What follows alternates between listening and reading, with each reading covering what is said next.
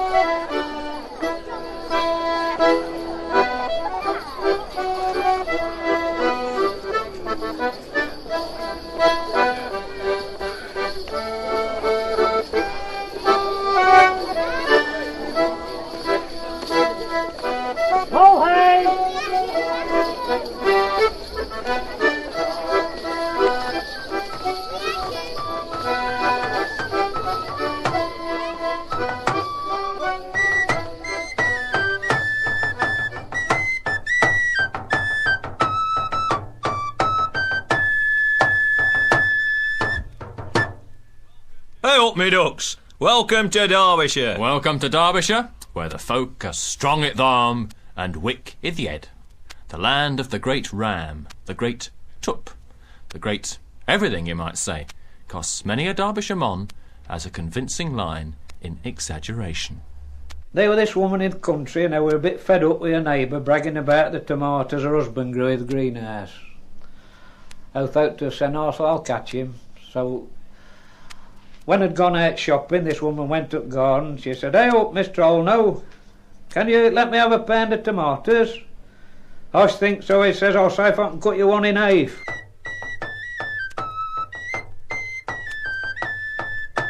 So I went out this morning, it was dark as pitch. I waited at the edge side till it were late, and it started hissing down with rain. Then I saw this damn great mushroom. By God, sorry it were big un. I run over to it, and you'll never believe it. There was shape sheltering under it.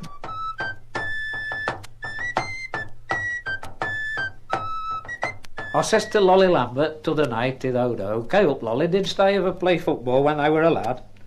"My? Play football? I should say so. Dost know, youth, I once took a penalty and I killed a care three close as a wee."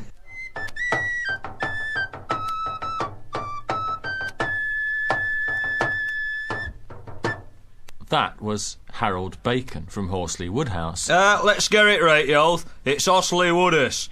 He might be a Derbyshire nationalist, but he's from London, that knows. All right, at your own road. Osley Woodus. Yes, one of the things we'll try and do on this record is give you some idea of how Derbyshire speech sounds in different parts of the county. You can make your own comparisons. Here's a couple more tales about folk from Osley Woodus, which gives you some idea of the sound of a dialect which is generally rural but spoken only a few miles from the centre of Derby, or should it be Derby?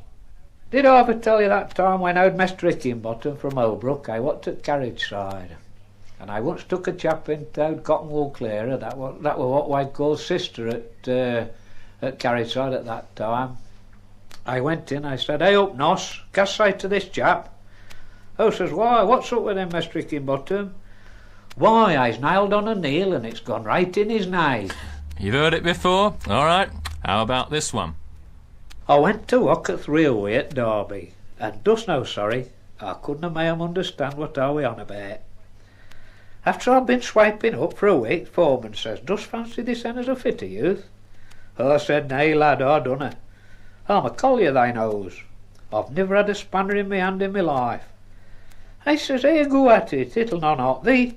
They managed it all right.' So I did, and dost know, I were walking on my own after a week, sorry." Well, there's an example of fairly broad Derbyshire to delight the native and confuse the foreigner.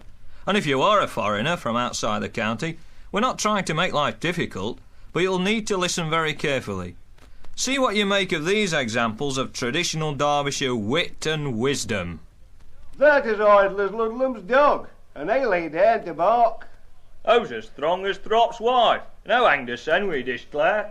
"Bragg is a good dog, but hold fast is better." "I say well is good, but do well is better." "Down out rashly, but kill fleas." "If you have not a sweetheart on Fasten Tuesday, you'll be lazy all Lent." "He's got the look of a lazy calf, lives all winter and days in summer." "O mortal man that lives by bread, what is it makes thy nose so red?" "'Tis Derby ale, so strong and stale, that keeps my nose from louking pale." "The best ale in the world is in England. The best in England is in Derbyshire. The best in Derbyshire is at Chesterfield. The best in Chesterfield is at Peggy Darker's." "Peggy Darker's?" "Mony a mon lives in hope, as near saw Castleton." "The reckon at your grave they put a pig on war to watch band go by." Yes. Well, if you still need time to recover from that, why not join us as we go on a brief tour of the county? But we'll need to keep our ears open. Keep the tabs flapping. Now that Derby itself has become a city, the largest town in the county is Chesterfield, home of the Crooked Spire and of our next speaker, Mr. Granville Brooks, whose monologues are always in great demand at the Barley Mow Folk Club in the town centre. This one's called Hospitals. Now, hospitals aren't cheerful places, not even the best, you'll agree. But the one that fair gives you the horrors is the one up at Scarsdale, near me. It says Oak Gate, English Martyrs. Now there's a name that inspires a doubt. It's appropriate though, 'cause many go in but very few live to come out.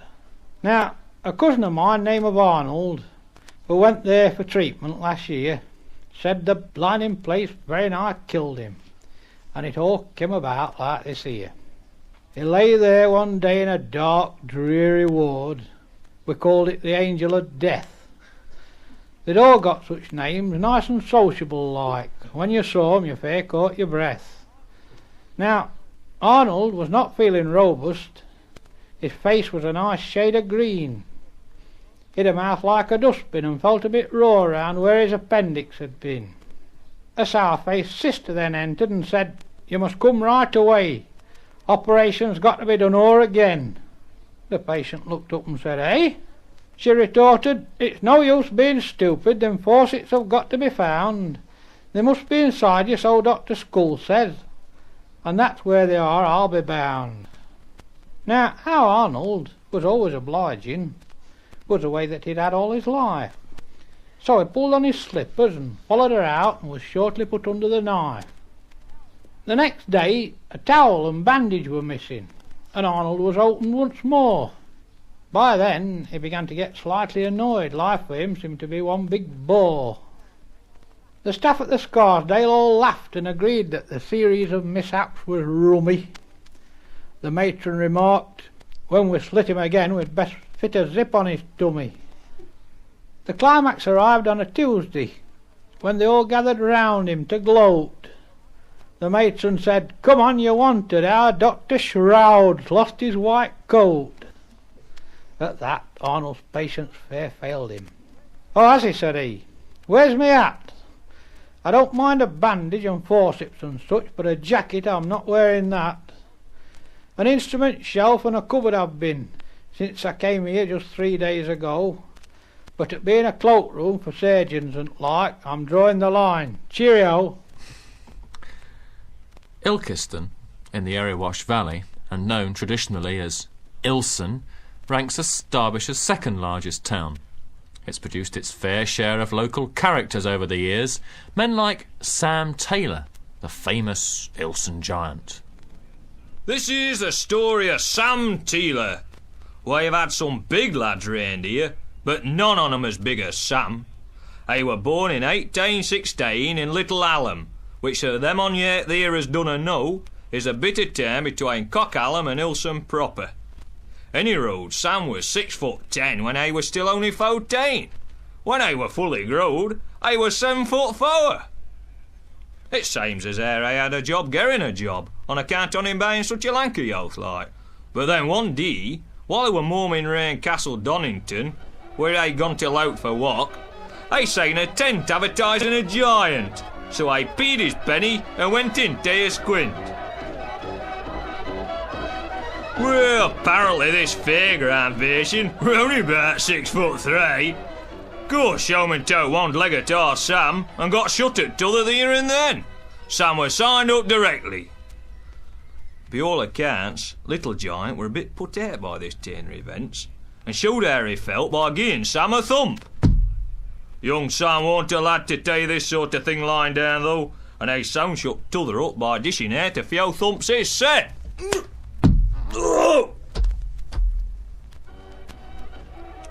Later, our hero joined up with another travelling show, and eventually he married proprietor's daughter as did a bit of glass blowing for the entertainment at crowds. He spent most of the rest of his life travelling round with his missus, her blowing glass and him showing how tall he wore.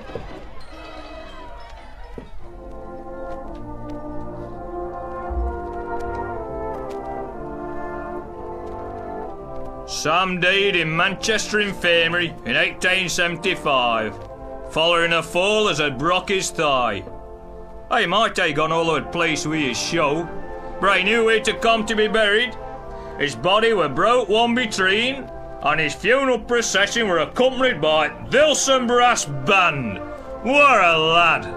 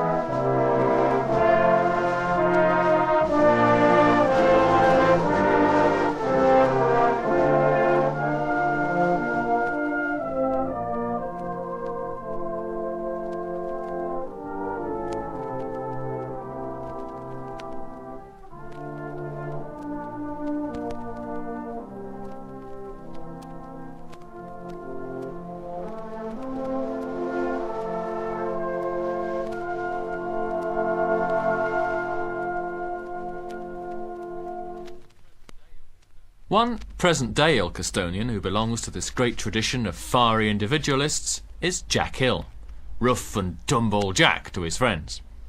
Here he is telling a story set in, of all places, a cemetery in the nearby town of Heanor. Or should it be Aina? When I was younger, and there were about 6 or 7 miners, and all the miners' wives, they were pricked to bloody death. There were a ghost cape appearing in Heanor churchyard. And they all decided, like about 12 on them decided to take 4 on them in turns every night to catch this ghost. Well, there were one got at each corner like, and this bloody ghost, no ghost come one night and no ghost come another night. But that third night, this ghost come appearing. Come from somewhere, and I starts coming towards her and shouting and can't, and frightening. I pricked all the women to death in here. This man did. I got a sheet on him, you know. And I says I colliers, and they're all armed with pick shafts, hammers, shovels. I don't know, this here ghost saying these colliers, and they went for him. And I dug down onto a grave, and I kept scratching and scratching. He says, "Come get in! I can't get in!" And one chap hit him back and deck and said, "You've no bloody business at!" And there were trampies used to by regular sleeping in this cemetery. I have a regular client sleeping in this cemetery, and they dug a grave next to where this fellow were trying to get in. All of a sudden this bloody old tramp whacked up out his grave and popped his head up, and I says, "You want to go and whack some of them buggers up down here as has been longer than me?" And fit old colliers to death, and they flew out of the bloody cemetery. They thought he was a right go. Well, what with the risk of encounters with ghosts or devils, Derbyshire parents have always been very concerned about their children's spiritual welfare. Here's a man from the village of Holloway, near Matlock. Because as lads, youngsters, parents are very keen on you going to Sunday school and that. Yeah. Oh, you've got to go to Sunday school. Or some mates lived across where Grattan's lives. And we'd have to go jogging after way up till we were about 12 or 13 years of age. And then, of course, I begun to have our own ideas like. And when we got about 14 or 15, instead of going to chapel, we should go with Pope. And what happens, you might well ask, to those who do stray by the wayside? Listen now to the terrible tale of Annie Dunn.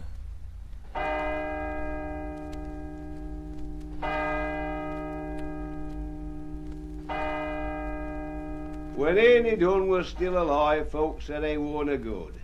But now he's dead, they've changed the tune. He's called misunderstood. But Annie Dunn can hear them not. They climbed the golden stair. At last they come to golden gate and thunders, "Open there!" "What dost thou want?" St. Peter said. "Why dost thou make that then?" "I'm Annie Dunn, old Joe Dunn's son. Thou'd better let me in." St. Peter shook his hoary head and turned as if to go. "No Dunn could enter here, my lad. They up it down below." "Look here, old chap," says Annie Dunn. "The face is nice and kind. They tell oak in golden bow. I'm sure they'll change their mind." "Well, just to play as the Peter says, I'll go and look in book. But go and beware of here to they. I'm afraid there's out of luck." St. Peter went to Lokin's boat. He thought how Dunn had wait. When he come back, how Dunn were gone. And so would Golden Gate. There you are. I bet you never knew St. Peter spoke broad Derbyshire. Actually, he appears again as the star turn in another vision of the afterlife. This one's from the pen of the well-known poet Owen Watson of Marlpole. Or is it Marpole? There's no coal mines in the sky. It had been just one of them dear nights, and Sam were failing rough. I said roll on 65, 'cause I'd had about enough. Then when at last he did get warm and find the boiler dry, I knew their Bill had bet him to it, and then, oh my, I cussed and swore beneath his breath while he bucketed boiler full, then parked his son across the rug snorting like a bull. I knew I'd got an hour to eat before he could hear wesh, so I stretched full length in front of fire, him being very nesh. I mentioned I'd had a griller, so I was sown he'd land a nod, and dreaming that I'd cocked his clogs when St. Peter sent him word that manager wanted to say him. Then next thing Samuel knew, I'd wings and a long white shot on, up there beyond the blue. St. Peter were there to welcome him and told him not to be fright, that Gaffer were waiting for him in the office and had surely say him right. First main sure his halo was straight, Sam get a knock on the door, and when that voice said come thee in, I'd a like to drop out floor. Before his eyes that door swung wide, and I had to shut 'em tight, 'cause if he hadn't I'd have been blinded, so dazzling with the light. That same voice that breathed o'er Eden then put Sam at his ease, telling him so low and sweet, I were now on regular D's. Well, D's to Sam were having enough. Then in a tap room in the sky, I found that all the beer were free, and heaved a thankful sigh. Hooray, I'd landed on his fight, but then found that I'd not, when somebody dug the toe in his ribs and told him what were hot. And so the collier got his bath. And very necessary too, you might say, since pits weren't always the most hygienic of places. Oh, so that was best as ever I know in a pit. I walked from Mr. Burton in Shipley Kilburn, and they sent me to walk in a stall. I went in on, and it was very hot in this pit. It was dry, but very hot. And when I get to gold face, I unstripped and took all my clothes up, same as ringing that up. Hung all my clothes up, and I worked in a pair of football knickers and my shoes only. That's how you worked. And I tell you, our shirts, I sent me in here, Ralph. I said, what is it? I said, Jack Hill. I said, oh, I'll bring it up in Jack. I said, all right. Taste up down, and I left something. I said, where are you put your clothes? I said, I won't go up in gate. I said, where's your snap? I said, in my pocket. I said, you've got no bloody snap now, Johanna. I'd only been at the bank 2 minutes. I said, why? I said, well, you can go out now if you like, before you took a lumpy tub.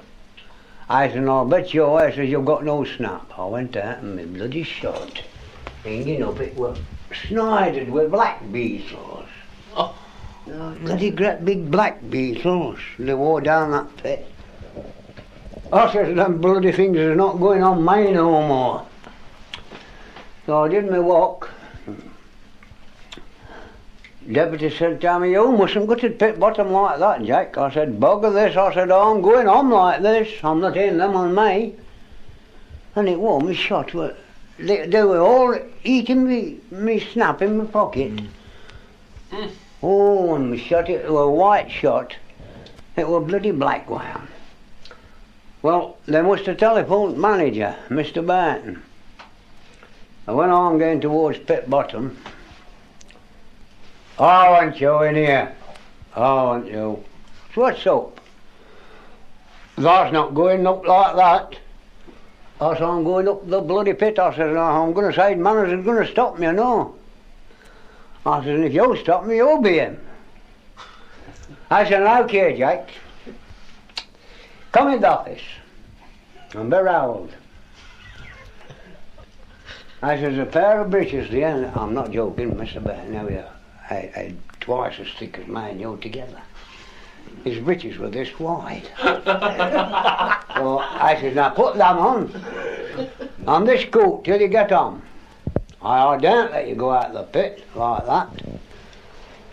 Well, I thought I said, well, I better do it, and I'll slip the breeches on.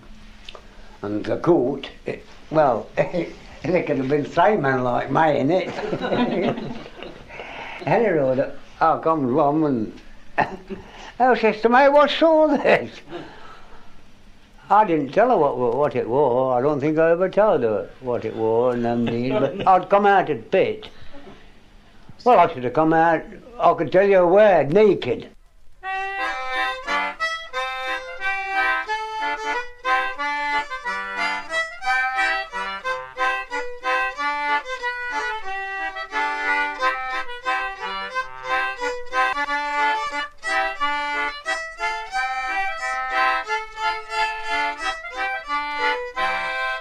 Here come 6 jolly miners, we're not worth a pin.